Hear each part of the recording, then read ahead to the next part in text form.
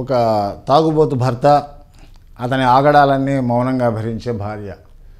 రోజు తాగొచ్చి ఆవిడని విపరీతంగా కొట్టేవాడు, అన్ని రకాలుగా హింసించేవాడు. నేను చంపి బారేస్తానేమనుకుంటున్నాను, ఆల్మోస్ట్ చంపినంత పని చేస్తున్నాడు. ప్రతిరోజు ఇదే తంతు. ఆవిడ లాభం లేదని ఒకరోజు ఆవిడ దగ్గర ఉన్న కాసిన డబ్బులతోటి గిల్టు నగలు కొనుక్కొని, కాసుల పేరు, చంద్రహారము, మామిడి పిందెల గొలుసు, రకరకాలు కొన్నది.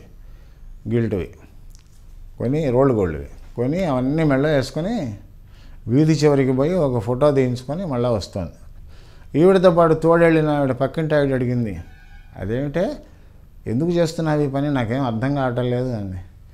ఏం లేదే, నీకు తెలుసు కదా మా ఆయన సంగతి, రోజు తాగొచ్చి కొడుతున్నాడు, చంపేస్తా అంటున్నాడు. ఏదో ఒకరోజు నిజంగా నన్ను చంపేస్తాడు.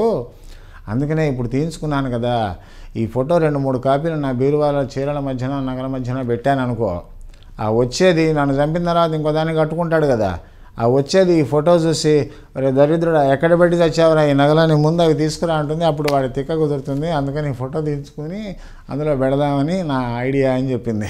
అంతే తెలియగలదండి. చనిపోయినా కానీ మొగుడిని సాధించడం అంటే ఇదే. Like and subscribe Eagle Media Works.